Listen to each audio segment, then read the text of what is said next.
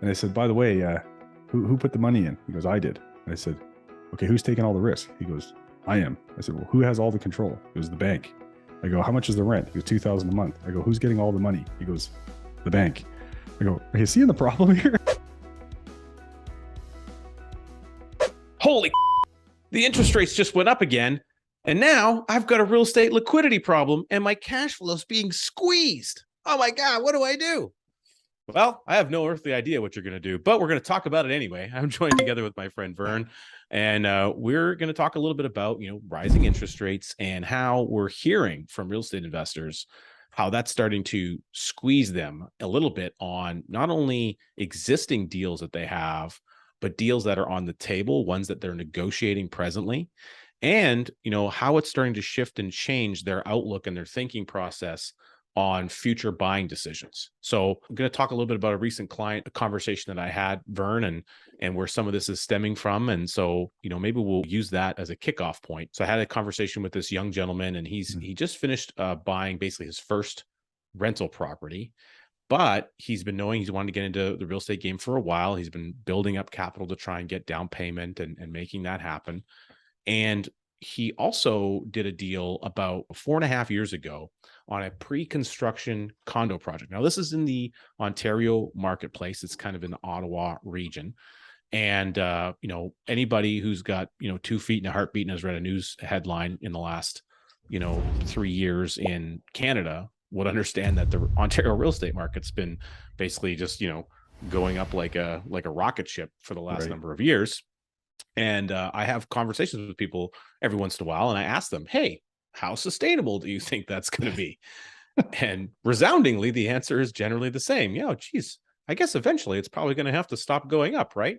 And so, that's, right now we're dealing with inflation and all this stuff. And so the rising interest rates is the Bank of Canada's way of trying to combat the inflation that they themselves helped create. It's kind of a chicken and an egg situation right there, right? But here's this fella. He's got, what appears to be he's going to have some pretty good timing, assuming the project that he purchased this pre-construction condo in, gets completed. It sounds like everything's, on par to get completed. And so in about 6 months' time, he's going to have to take possession of this condo that's now completed, this big project. Right. And so the good news is when he signed the contract to get it built, the value at that time was a specified value. He locked in that contract. He put in a deposit to get that done. And because that he's been able to ride that wave over approximately a 5-year period of time, a good chunk of that growing wave of real estate values, which wasn't within his control or any of our control, by the way, when he takes possession of this unit, it's going to have a substantial increase in capital appreciation. Right. However, when he did that deal, when he signed the deposit and put the initial capital in, interest rates were very different than they are today. They're starting to rise. We've had several increases, and there's talk of more increases, of course, to combat that inflation that the Bank of Canada helped manipulate into our lives, among other things that have happened. And so when he goes to take possession, he's going to have to go get a new mortgage on that deal. And of course, it'll be at a different rate than when he did his numbers and predicted previously. Right. And so that's going to squeeze down the potential cash flow of this property. And it wasn't really going to have like a, it's not like it's the, it's not like a penthouse suite or something where he's going to be charging 10 grand a month for someone to live there. I mean, he's going to have a modest amount of normalized rent that the market will bear that he can charge.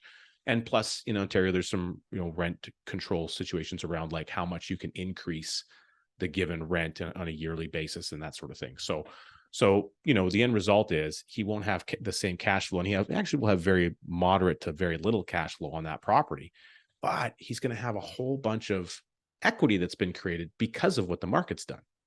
So why is this important? Well, it's great to be looking at a whole bunch of equity. Net worth is going to be looking much better than he expected.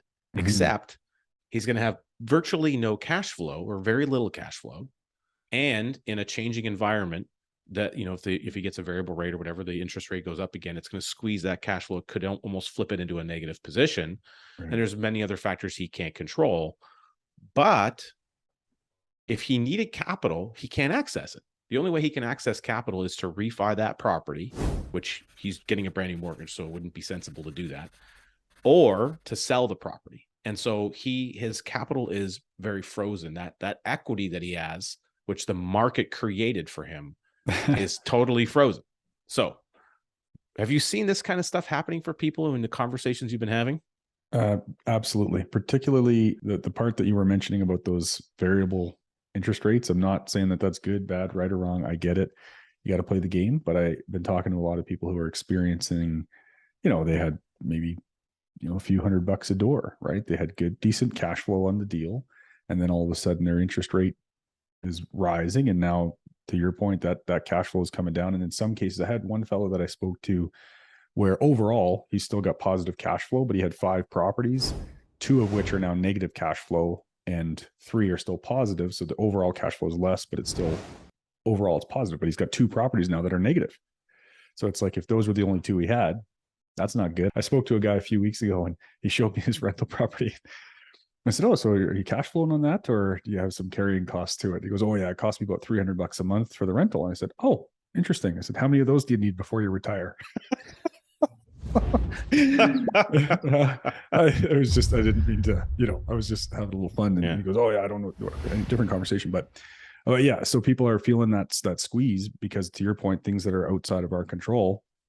And then that's the other thing is, it's not necessarily super easy to go borrow money today.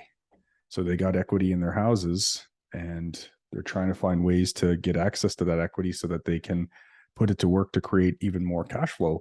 And this is me personally, Rich, like I'm looking at expanding and getting into real estate investing. But when I think about it for myself, maybe I just need to change my thinking about it. But I think, okay, most times, from my experience, you correct me if I'm wrong, people want to put the least amount they can into the deal to get the property and get the cash flow.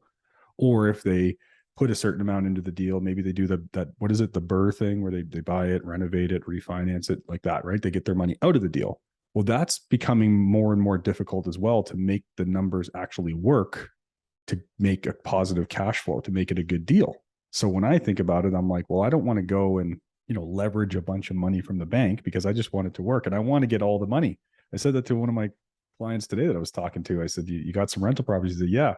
And I said, by the way, who put the money in? He goes, I did. And I said, okay, who's taking all the risk? He goes, I am. I said, well, who has all the control? He goes, the bank. I go, how much is the rent? He goes, $2,000 a month. I go, who's getting all the money? He goes, the bank. I go, are you seeing the problem here? Like, so I don't know if that helps answer your question at all, or if I'm just a talking head, but that's the kind of things I think about, is like, how do I make it a win? Not a win-win, not for me and the bank. I just want to win. Forget about the bank, right? If I'm doing a deal with somebody, obviously I want that to be a win-win. But if I'm putting money into a property, I want to be able to be the one who's collecting and accumulating most, if not all, the cash. And I want to have the control of the repayment and re-accessing that money. I don't want to have to go through some toll taker or a gatekeeper. So of course, we're talking about the process of becoming your own banker, the infinite banking concept. That's why we want to become the banker, because it's really simple. Where is all the money flowing? Well, to the bank. If you're the banker, the money's flowing to you. It's not rocket science. Yeah, we want to interrupt that flow the way it's currently working and insert you into the middle of the process. And it doesn't happen overnight. Just like going and accumulating a real estate portfolio, it doesn't happen overnight. You'd only be able to do that overnight if you were a really good negotiator or you have access to boatloads of capital, yours or someone else, that they're willing to give it to you, whether that's a bank or a joint venture partner or investor or what have you. So you don't plan to go and build a real estate portfolio and do it for short-term reasons. Yeah, there's some short-term ways. There's lots of strategies where you can have huge short-term wins. But most people who are fundamentally, the real estate investors, they are looking at a long-term outlook, and they know that the payoff is really on the back end over time. You get that property paid for, or you do this, or like there's this, it's the game of Monopoly. You're going to trade, this thing for that green hotel, the red houses for the green hotel sort of a situation. Right. And so that's kind of where this conversation went with this gentleman. Again, everyone's circumstance is totally different, but here we have a situation where the timing worked out perfect, but this guy, 5 years ago, he signed this deal for a pre-construction condo.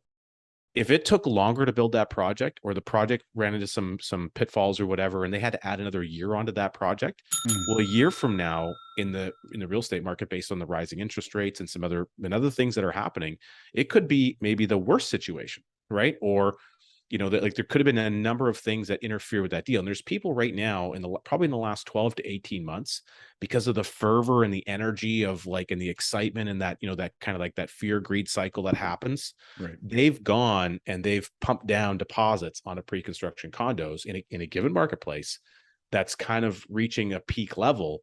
And now there's ancillary factors putting pressure on that marketplace that's already starting to cause the values to decline. The values aren't actually declining. See, there's a perception of where they were, and because they're now lower, it's a decline. Well, not really, because where they were wasn't a mathematically sustainable level, right? They were risen to some false ideal of what the value of that, what a reasonable buyer and seller would pay for in that crazy marketplace. Well, I would submit that those weren't reasonable buyers and sellers, right? They were caught up in a certain need or the desire to get a part of that market shift. And a lot of people have done really well with it. And a lot of people are going to end up getting really hurt. And that's the same with every real estate cycle. It's the same idea with every stock market cycle. There's an up and there's a down. There's an up and there's a down. And so you just are trying to make sure that you hit more ups than downs. And it's not always easy to do that, especially if you're new. So here's this gentleman. He's got this huge win, but he's just chunked in a bunch of his money into a new rental property that's negative cash flowing about $100 a month. He's about to go and close, and he's got to chunk in more money to complete, the remainder of his down payment and then get financing on this new deal, which 6 months out, we don't know what the interest rate's going to look like just yet. We can predict, but we don't know. So he's going to finance that at an unknown rate moving forward at a very minimal cash flow. So he's kind of break even on his portfolio, but he's going to have about his original down payment capital plus, about another, call it 200 grand in equity. So he's got maybe like 250, 275 grand tied up now in the walls of this condo. And meanwhile, if the market is shifting and changing, one of the positions you might want to be in, and I say might, it really depends on your overall objectives. If you have all your resources are tapped out, you have no capital available, you are completely illiquid on money. If the interest rate climbed up a little bit, you wouldn't be able to handle it because you don't have enough cash flow to deal with the problem, and you're going to be forced to sell. Well, he's going to be in a position where he might be able to exit that property, come out with a huge windfall of capital, then be in a position where, just like the game of Monopoly, he can trade his little red house for a big hotel. But he can now watch the market. He can be in an armored position. He's been learning and learning and learning for 5 years. His knowledge base is much higher. He's got a little bit of experience. Now he's well capitalized. Nelson Nash, who taught us that when you have readily available access to capital, opportunities of high caliber will track you down. He says, in fact, they will hunt you down. And it brings me to Nelson's book, and I'm going to go to page 85, real quick, one of my favorite pages of the book. Yeah. And over on the far side, point number 5, Nelson says, wealth has got to reside somewhere. Where would you prefer to have it reside? Real estate. Well, take a look around and see what happened when one needs liquidity.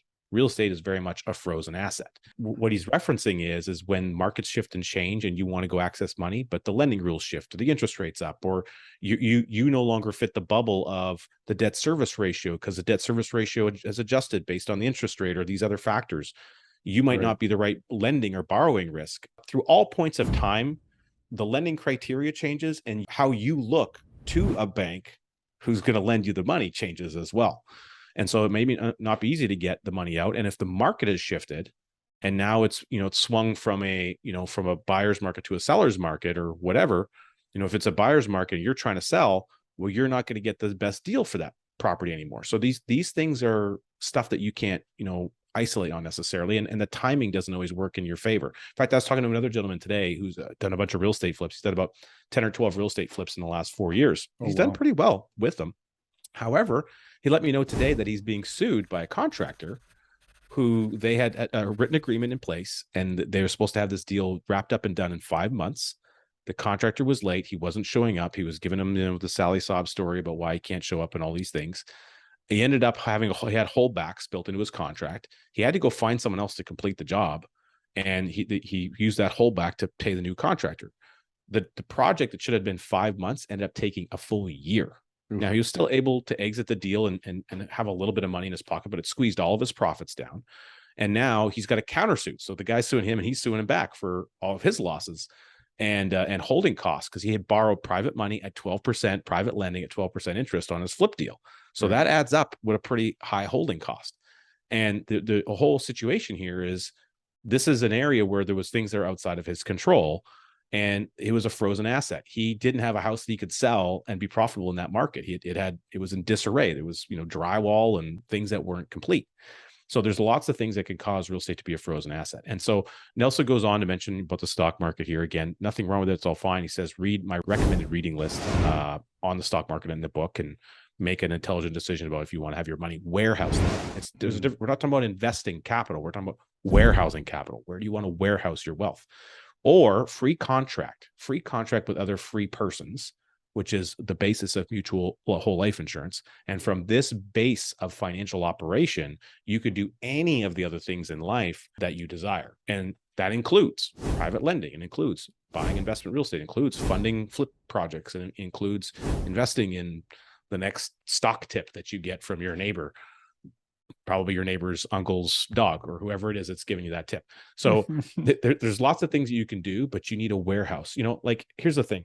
I moved to a place where I never need to park my garage anymore, which I love. But I remember buying houses growing up, and if I had the townhouse and then this condo, and then I bought the house that didn't have a garage. And then I moved from that to the house with the detached garage. Then I moved from the house to the one with the attached garage. I'm like, finally, I've made my way out of winter, right? I've got this heated garage, and I don't have to worry about scraping snow off my windshield anymore.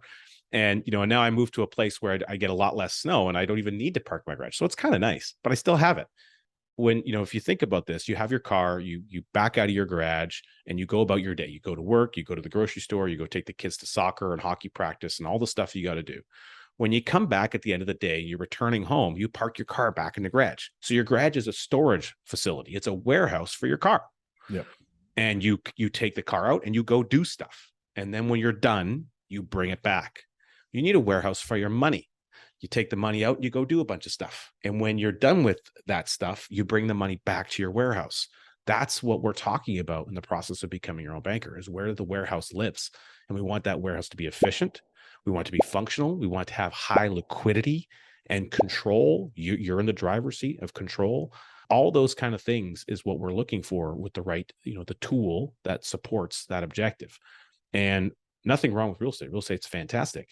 However, you don't control the real estate market, and you certainly don't control what the Bank of Canada does. Nobody seems to be able to do that.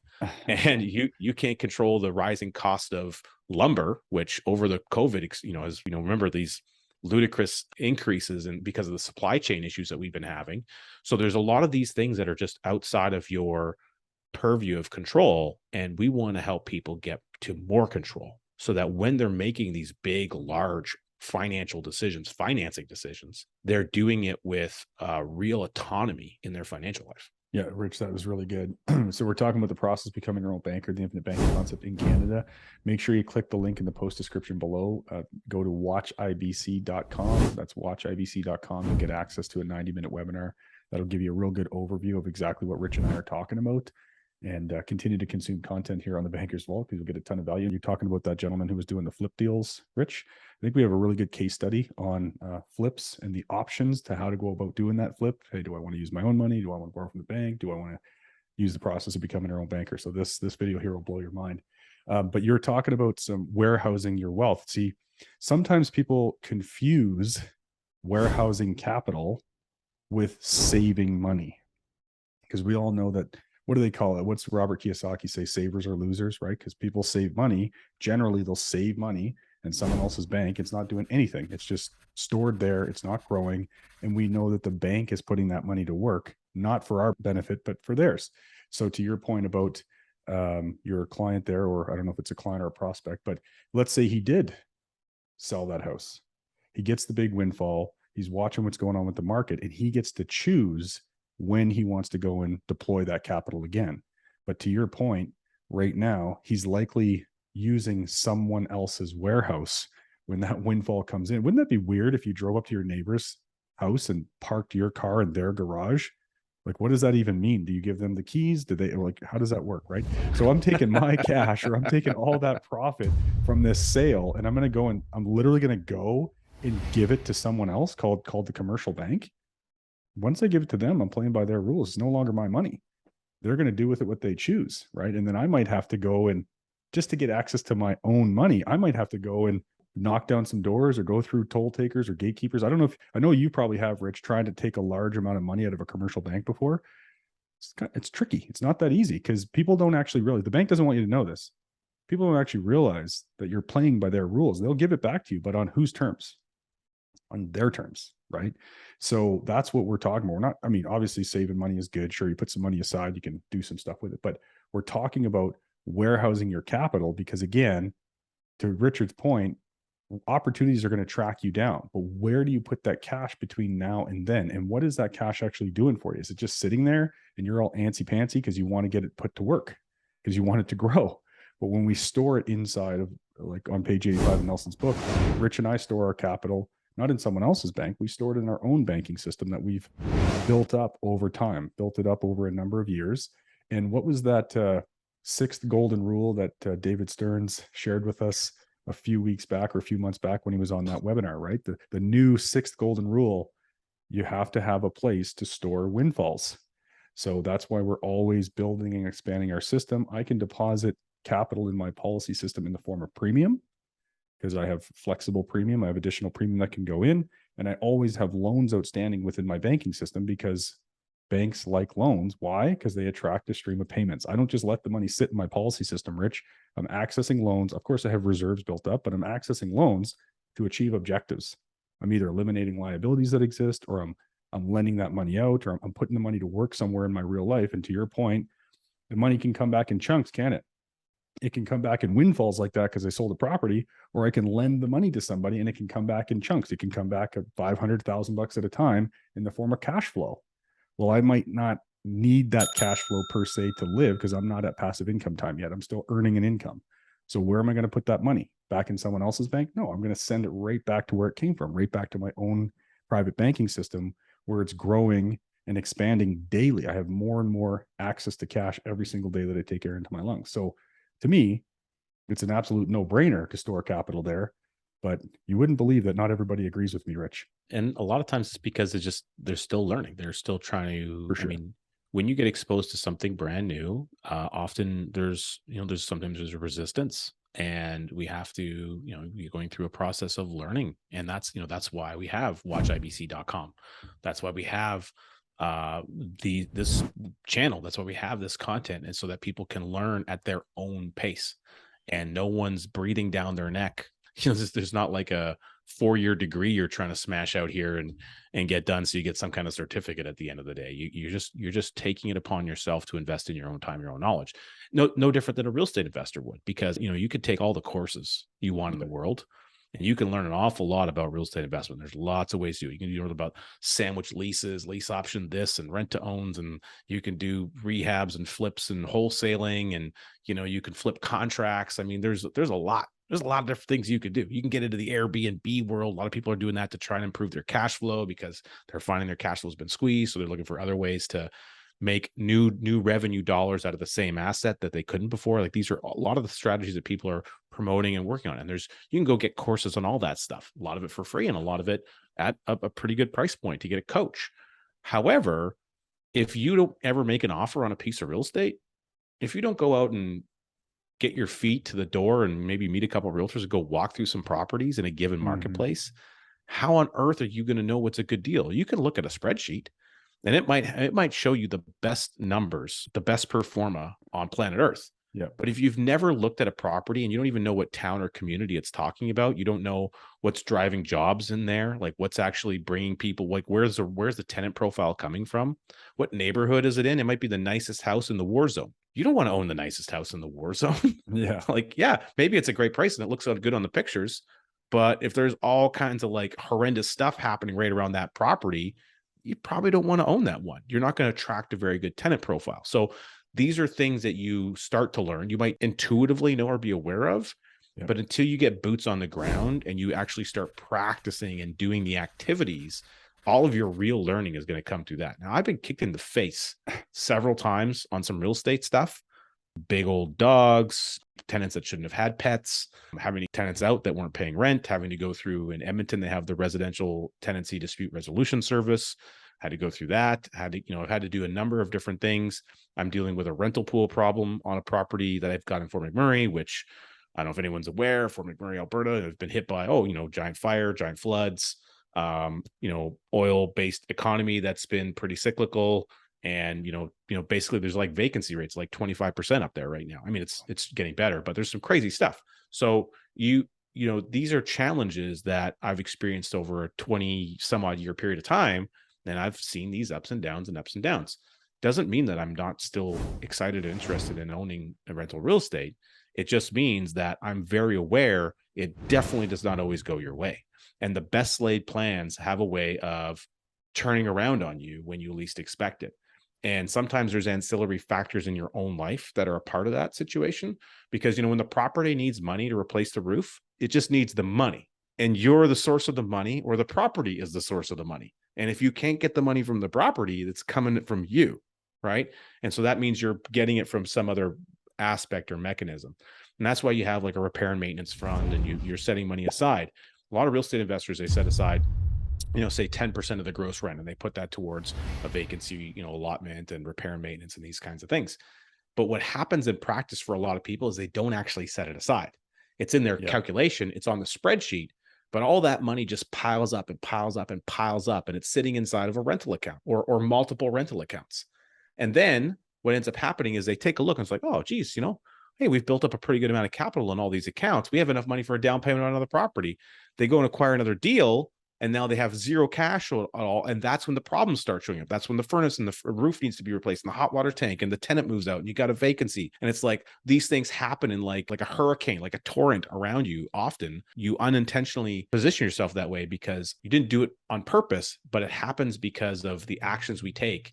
You build up this account over time. So a great place to store those incremental components of capital is in the system that we're talking about. And we're finding a lot of real estate investors are doing that because they want to make their money more efficient.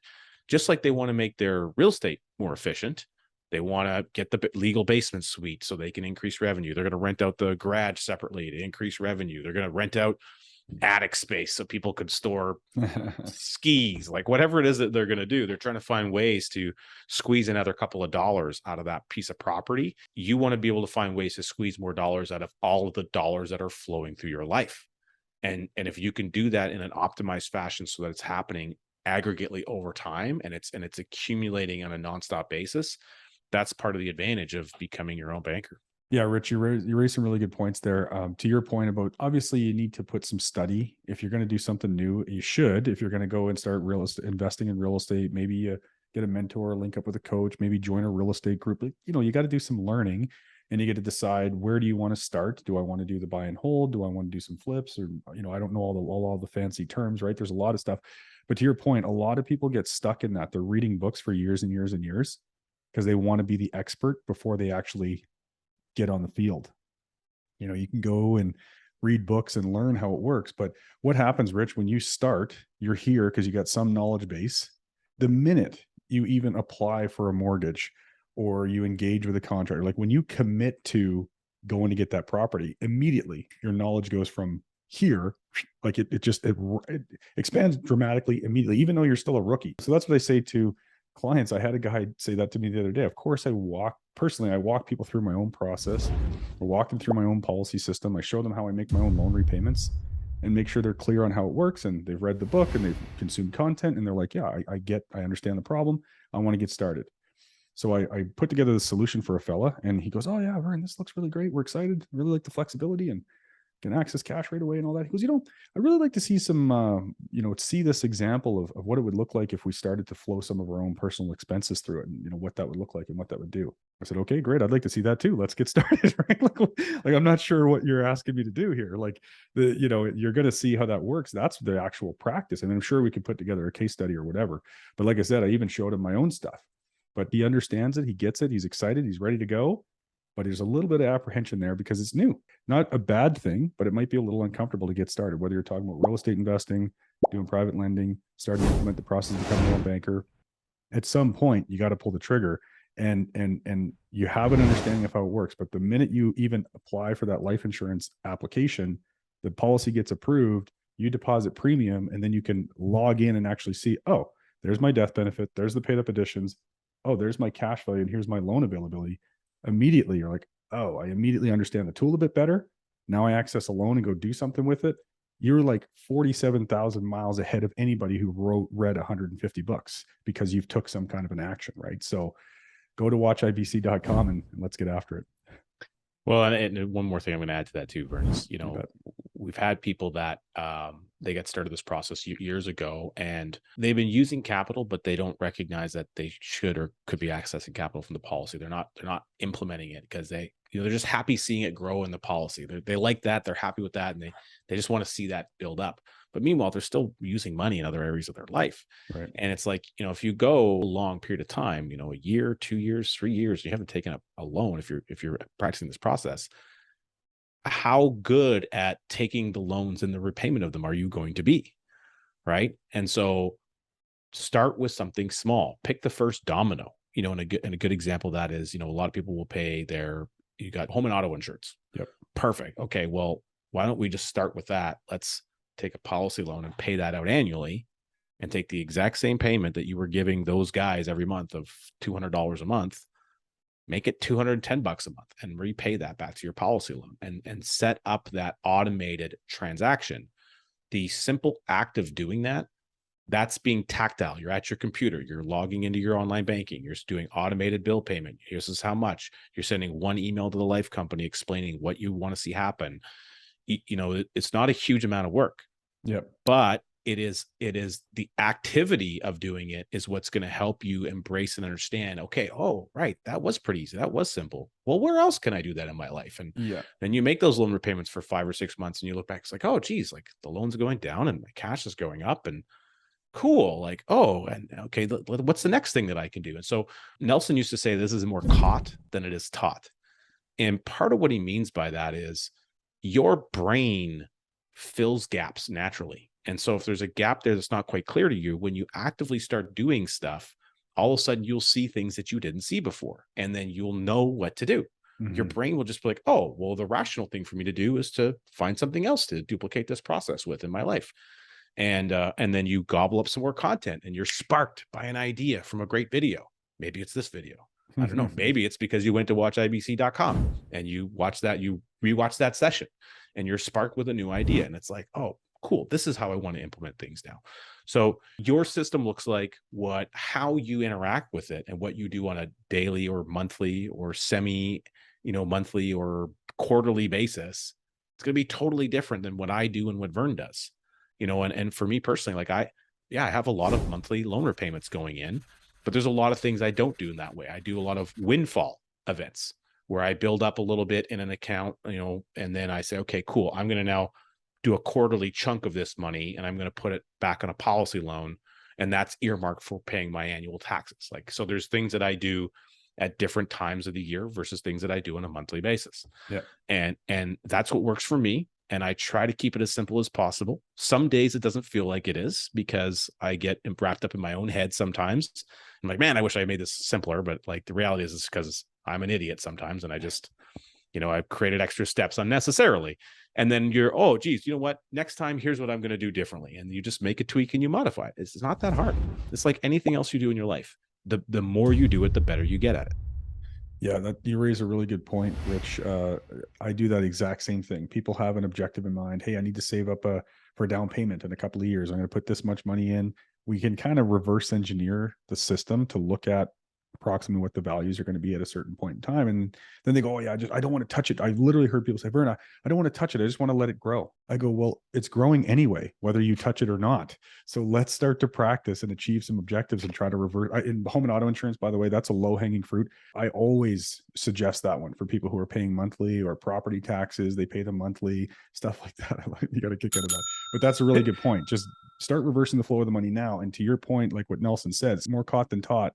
It's an exercise in imagination, right? So once you actually see that happen, paid off my home and auto insurance, we're just using that in this example. Now I'm sending the money back to the policy, and exactly what you said, oh, it's going up, my loan balance is going down. The imagination's going to kick in, and you're going to start the creative process of where else can you deploy the system, right? Yeah. So unlike an injury that you received, like you've had surgery and you've got a big scar and the doctor's giving you very clear instructions, don't touch it. This is an area where it's okay. You can touch it. It's fine. Hey, well, this was awesome, Rich. Go to watchibc.com, get access to that webinar, and don't be afraid to leave a comment. We look forward to hearing your thoughts. Okay, Rich, have a great rest of your day. Cheers.